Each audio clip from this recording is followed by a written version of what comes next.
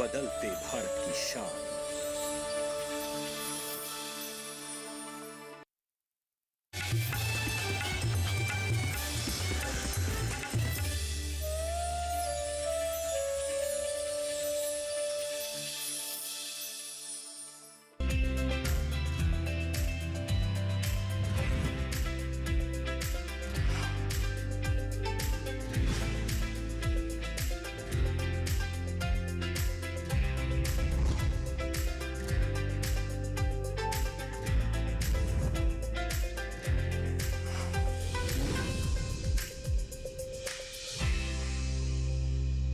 नमस्कार, स्वागत है आपका सफल किसान में। मैं हूं अंशु सिंह।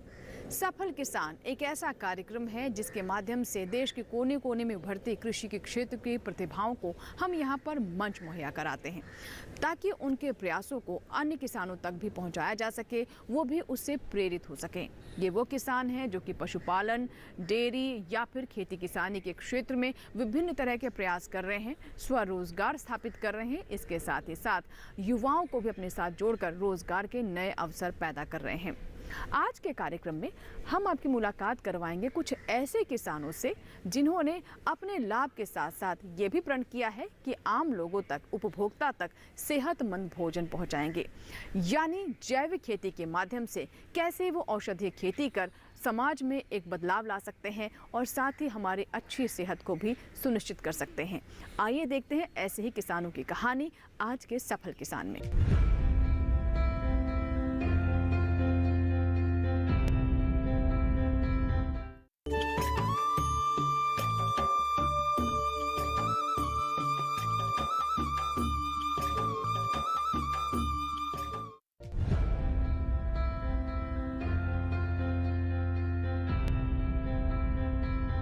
आज के सफल किसान में हम आपकी मुलाकात करवाने वाले हैं कि ऐसे ही सफल किसान की जिनका नाम है मदन लाल सैनी और ये उत्तर प्रदेश के सहारनपुर से संबंध रखते हैं। मदन लाल जी ने निश्चय किया कि वो खेती किसानी में पारंपरिक तौर तरीकों के अलावा कुछ ऐसा करेंगे जिससे ना सिर्फ उनकी आय में वृद्धि हो, इसके अलावा लोगों की सेहत को भी वो बेहतर कर सकें। इसीलिए उन्होंने रास्ता अपनाया, जैविक रूप से औषधीय खेती की। आइए जानते हैं कैसे इस दिशा में वो आगे बढ़े और किस प्रकार अन्य किसान भी उनसे प्रेरित हो रहे हैं।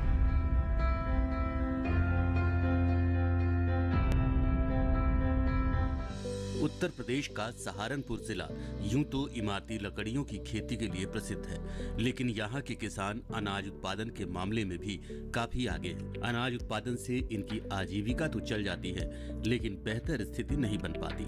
किसानों के पास आय बढ़ाने के साधन सीमित हैं। ऐसे में किसान खेत से अच्छी आय प्राप्त करने के लिए ऐसी फसलों के उत्पादन की ओर बढ़ रहे हैं जिनसे बेहतर मुनाफा मिल सके।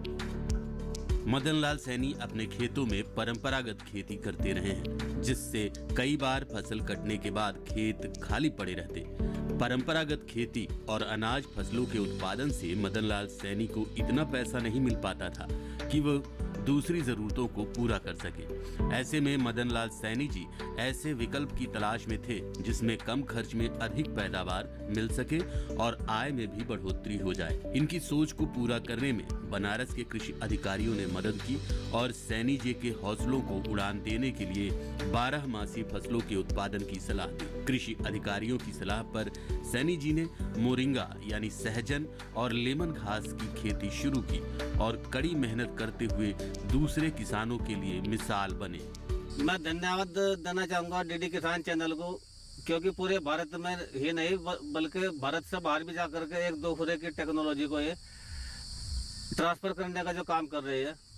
सबसे अच्छी टेक्नोलॉजी हर किसान तक पहुँचे ताकि किसान की इनकम में इजाफा हो, 2 गुना 4 गुना। ये हमारे प्रधानमंत्री जी का सपना है कि किसान की आय कैसे 2 गुना हो। बात करूँ मैं अपने बारे में, पहले परंपरागत खेती जो करते आ रहे धान गेहूँ गन्ना की, उससे किसान का बिल्कुल भी भला नहीं हो पाने वाला था। क्योंकि यदि किसान ने मकान बना लिया तो उससे प्लास्टर नहीं हो पाया, प्लास्टर कर लिया तो कुंची नहीं हो पाई, अगर कुंची भी कर लिया तो उसका 100 केस तो बन ही नहीं पाया। नतीजा क्या था कि 40 साल बाद फिर मकान को गिर जाना था बहुत दो। ये हालत किसान की थी। तभी मेरे मन में नए नए ख्याल है कि ये तो स्थिति बहुत खराब है। फिर कृषि विभाग का मैं धन्यवाद करूंगा, कंपनी विभाग का धन्यवाद करूंगा। उन्होंने मेरी नॉलेज बढ़ाने के लिए मुझे बनारस भेजा, जहाँ एक हफ्ते की मेरी ट्रेनिंग हुई। और वहाँ से मुझे लगा कि किसान कितना गलत करता रहा, क्योंकि पेस्टिसाइड अंधाधुंध स्प्रे, उसे ये पता नहीं 2 ml बताया था, उसने 10 ml डाल दिया।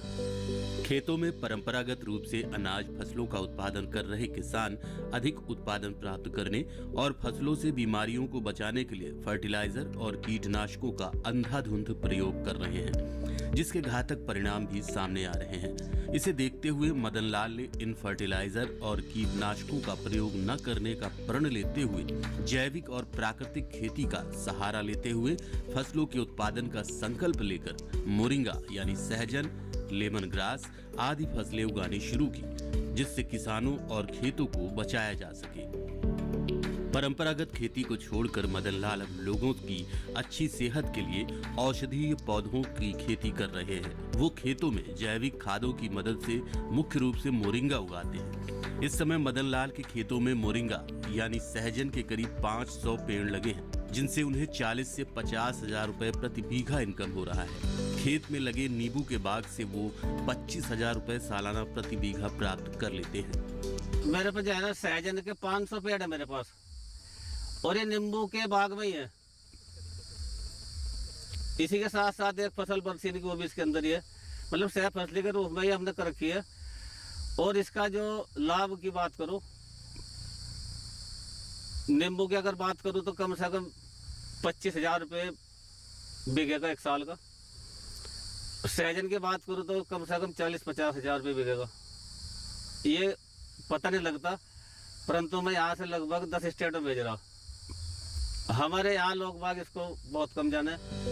मोरिंगा एक बहुवर्षीय सब्जी देने वाला पौधा है। रेतीली जमीन सहित हर प्रकार की मिट्टी में आसानी से उगने के कारण इस बहुपयोगी पौधे को गांव देहात के लोग बिना किसी विशेष देखभाल के अपने घरों के आसपास 1-2 पेड़ लगाकर रखते हैं। इसके फल का उपयोग सब्जी के रूप में किया जाता है। दक्षिण भारतीय लोग मोरिंगा के फूल, फल और पत्ती का उपयोग अपने विभिन्न प्रकार के व्यंजनों में वर्ष भर करते हैं। सांभर में इसे विशेष रूप से उपयोग किया जाता है। इसको उगाना बहुत आसान है सहजन को। बरसात के मौसम में तो उसकी अगर हम डंडी भी लगा देंगे वो भी हो जाएगी। नहीं तो इसका बीज जो है वैरायटी का थोड़ा सा ध्यान रखें, PKM1 या PKM2 या फिर ODC3, ये 3 ही बीज सिलेक्टेड है। नहीं तो पुरानी प्रजातियों से कोई इधर उधर लगा दो, वो कड़वा है, वो खाने का लायक नहीं है।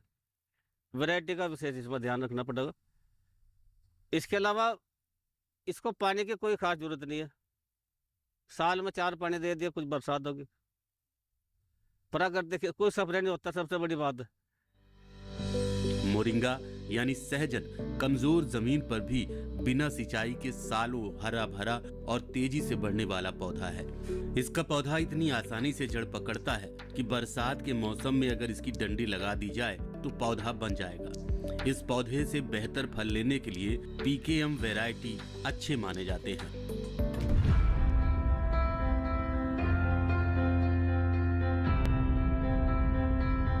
इसी के साथ ही यहाँ वक्त हुआ है एक छोटे से ब्रेक का, लेकिन ब्रेक के बाद जब वापस आएंगे तो सफल किसान में हम आपको बताएंगे कि औषधीय फसलों की खेती से न सिर्फ आर्थिक फायदा हो रहा है बल्कि सेहत के लिए भी काफी लाभकारी है। कैसे इसे अपनाया जा सकता है और इससे जुड़ी कौन सी विशेष बातें हैं, जानेंगे छोटे से ब्रेक के बाद।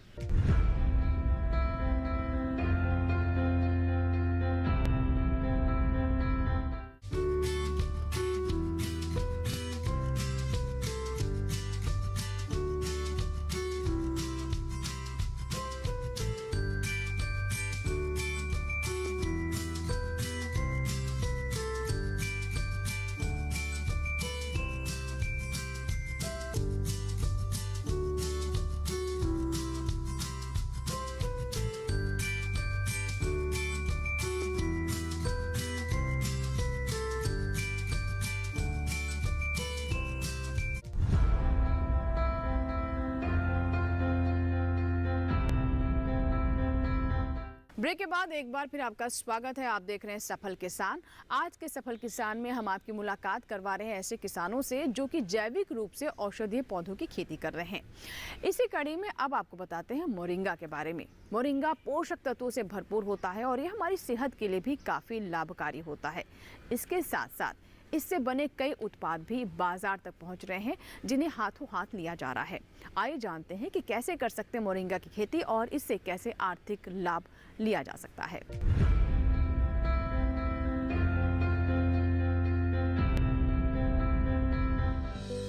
औषधीय गुणों से भरपूर होने के कारण मोरिंगा के पौधे को भारत के हर हिस्से में उगाया जाता है। उत्तर प्रदेश के केंद्रीय खाद्य अनुसंधान विश्लेषण केंद्र लखनऊ द्वारा मोरिंगा की पत्तियों और फलियों पर किए गए शोध में पता चला है कि प्राकृतिक गुणों से भरपूर मोरिंगा औषधीय गुणों का खजाना भी है। मोरिंगा एक नेचुरल फूड है। इसकी पत्तियों में vitamin C, iron, fibre, calcium, phosphorus और खनिज तत्व प्रचुर मात्रा में होते हैं। मोरिंगा की पत्ती का सेवन करके गर्भवती महिलाएं और बुजुर्ग रक्त अल्पता और आंखों के रोगों से छुटकारा पा सकते हैं। मोरिंगा के नियमित सेवन से कोशिकाएं मजबूत होती हैं। अब केवल और केवल सेहत का मामला है। इंडिया में बीमारियां इतनी बढ़ गई कि डॉक्टर भी लाइलाज है। अब उसका एक ही विकल्प है कि हम परंपरागत खेती को छोड़ के, जैसे मोरिंगा सहजन है, नेचुरल फूड है, के अंदर जो है दूध से 17 गुना ज़्यादा कैल्शियम है, केले से 10 गुना ज़्यादा इसके अंदर प्रोटीन है। इसके अलावा फास्फोरस, मैग्नीज, सारे कुछ इसमें है जो हमारी बॉडी को चाहिए, हमारे सेल को चाहिए। क्योंकि अनाज खाते खाते हमारी बॉडी की तो खुराक मिल रही है हमें, परंतु जो सेल की खुराक थी वो कमज़ोर पड़ गई। अब हमारी बॉडी में लाखों सेल रोज डेवलप हो टूटते। मजबूत सेल जिसको कहा जाए उसकी खुराक नहीं मिल रही। मजबूत सेल की खुराक मोरिंगा सबसे अच्छा ऑप्शन है, क्योंकि इसके अंदर बच्चे से बूढ़े तक को दे दो, कोई नुकसान नहीं है। मोरिंगा की तैयार हुई पत्तियों को मदनलाल हाथ से ही तोड़ते हैं। इसकी टहनियां इतनी कमजोर होती हैं कि हाथ से ही आसानी से टूट जाती हैं। तोड़ी गई पत्तियों को छाया में ही सुखाया जाता है जिससे इसके गुण और रंग बने रहें। इसके बाद इसे पीस कर पाउडर बनाया जाता है। अब ये पाउडर पैकिंग कर बेचने के लिए तैयार है। मदनलाल मोरिंगा के पत्तों, फूलों और मोरिंगा की कलियों का प्रसंस्करण कर हर्बल उत्पाद भी बनाते हैं। मोरिंगा की पत्तियां, फूल और फल के अलावा इससे बने उत्पाद शरीर की प्रतिरोधक क्षमता को बढ़ाने में मदद करते हैं। मोरिंगा के पौधों से बने पाउडर को शहद, आटे व बेसन आदि में मिलाकर खाने से शरीर को कई फायदे मिलते हैं और इंसान को डॉक्टर के पास जाने की जरूरत ही नहीं पड़ेगी। ये फूड सप्लीमेंट्री का भी काम करता है। इसके औषधीय गुणों और फूड सप्लीमेंट के रूप में उपयोग होने के कारण विश्व स्वास्थ्य संगठन इसके उत्पादों को दक्षिणी अफ्रीका के कई देशों में कुपोषित बच्चों और लोगों को आहार के रूप में देने की सलाह दी है। अब इसका जैसे हमने पेड़ लगाया, 6 महीने के बाद में उसकी जो पत्ती है वो तोड़ने के लायक हो जाएगी। फिर उसको हमने तोड़ करके छाया में सुखा लिया। छाया में सुखाने के बाद में जब ये बिल्कुल भुरभुरी हो जाएगी, बढ़िया सूख जाएगी, तो इसको फिर ग्राइंडर कर लिया। उसके बाद इसका जो है पाउडर, उसको शहद में मिला खा लो, या फिर चाय के रूप में उसका पेय बना कर पी लो, या आटे में डालकर रोटी बना लो, पकौड़ी में डालकर पकौड़ी बना लो, या किसी भी रूप में पकौड़ी में, रोटी में, सब्जी में डाल करके खाते रहो, कभी दिक्कत नहीं आने की। डॉक्टरों के यहाँ जाने की जरूरत नहीं पड़ने की। तो इतना बढ़िया ये फूड सप्लीमेंट है। मोरिंगा के पौधों से उत्पाद बनाने के लिए मदनलाल ने सरकार की दृष्टि परियोजना की मदद से एक छोटी सी मशीनीकृत यूनिट भी लगा रखी है। इसके साथ ही वो कुछ कंपनियों के लिए कॉन्ट्रैक्ट फार्मिंग भी करते हैं। मदनलाल जी के द्वारा तैयार किए गए उत्पाद करीब 7 राज्यों में जाते हैं। मदनलाल डेनमार्क की एक कंपनी के लिए भी पिछले 18 साल से औषधीय पौधे के उत्पादन का काम कर रहे हैं। इसके अलावा जो है डेनमार्क के लोगों के साथ में लगभग 18 साल से हम कॉन्ट्रैक्ट फार्मिंग कर रहे हैं, और ये मैं कहूँगा किसानों के लिए इनकम बढ़ाने का वो भी सबसे अच्छा रास्ता है, क्योंकि उसमें किसान को पता हो जाए कि मेरी ये 22 रुपये 25 रुपये किलो फिक्स है, तो किसान मन लगा काम करेगा, उधर पेमेंट में कोई दिक्कत नहीं है। ये 18 साल से फ्लैक्सफूड कंपनी है अंग्रेजों की, डेनमार्क वालों की, देहरादून में। उनके साथ हमने कॉन्ट्रैक्ट फार्मिंग कर रखी इसकी। आज भी किसान उसका लाभ ले रहे। उसका जो प्रॉफिट है लगभग ये मान के चलो 30,000 रुपये बीघा 6 महीने को। थोड़ी इसमें मेहनत तो है।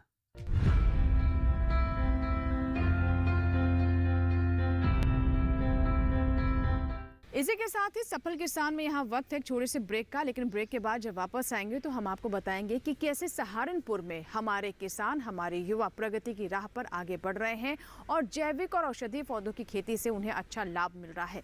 इसमें सरकार की तरफ से भी उन्हें प्रोत्साहन दिया जा रहा है। कैसे, जानेंगे छोटे से ब्रेक के बाद।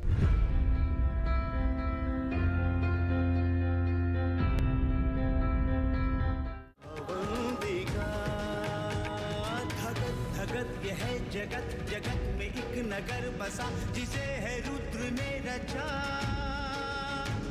यही पे शिप्रा बह रही, कथा युगों की कह रही, शिवा की ये शिवालिका। नगर है ये अवंतिका, अवंतिका।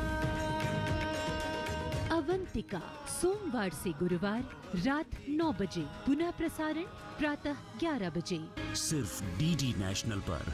देश का पहला चैनल, देश का अपना चैनल।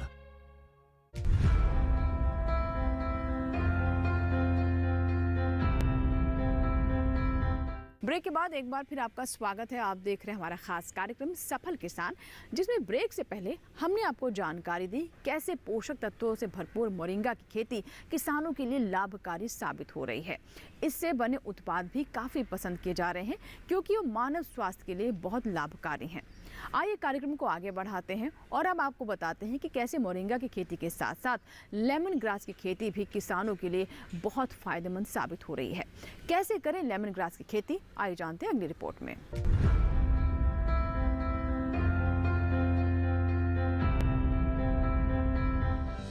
भारत में लेमन ग्रास की खेती उत्तर प्रदेश, केरल, तमिलनाडु, पश्चिम बंगाल, असम, महाराष्ट्र, कर्नाटक और राजस्थान में की जाती है।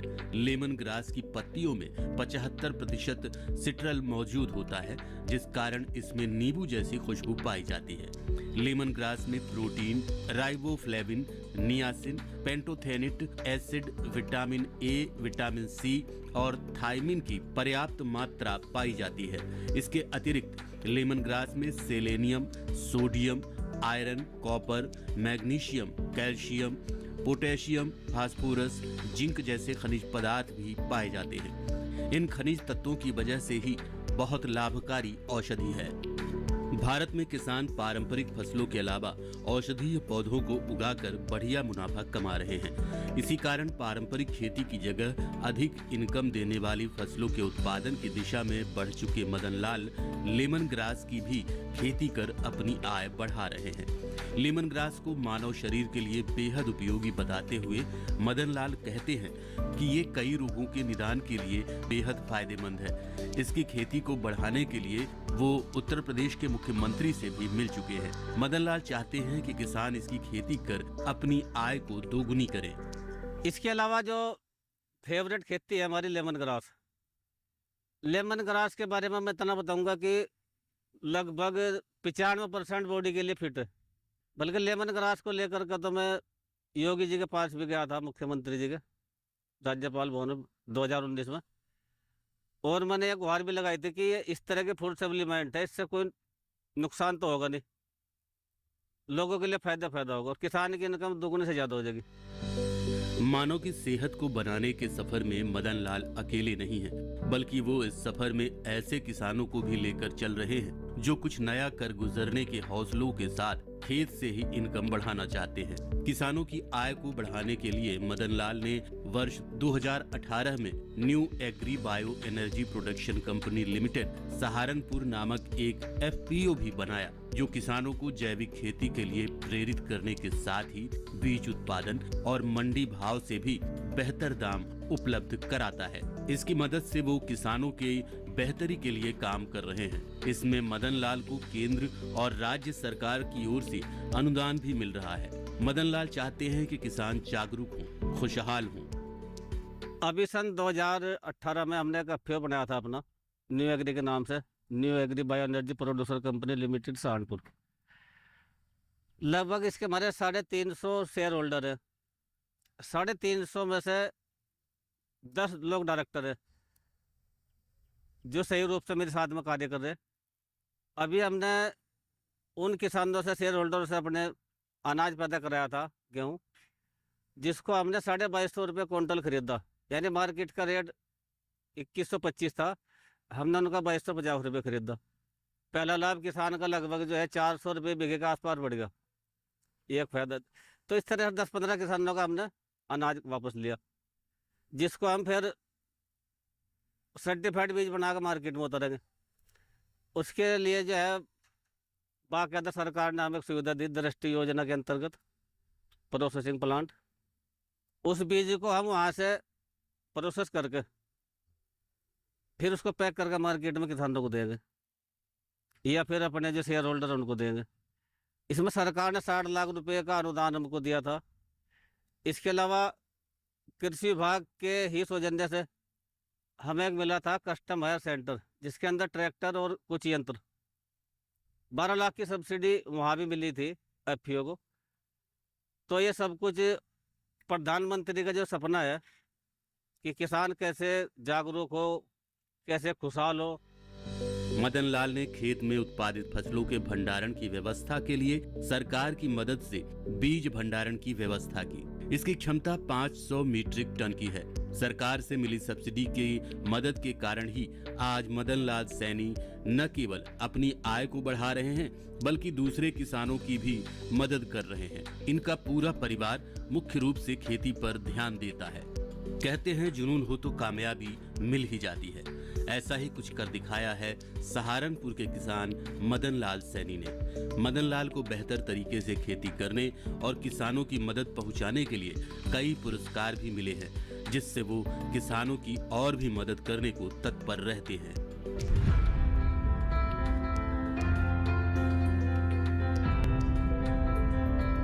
तो ये था हमारा आज का सफल किसान, जिसमें हमने आपकी मुलाकात करवाई जैविक रूप से औषधीय पौधों की खेती करने वाले सफल किसान मदन लाल सैनी से।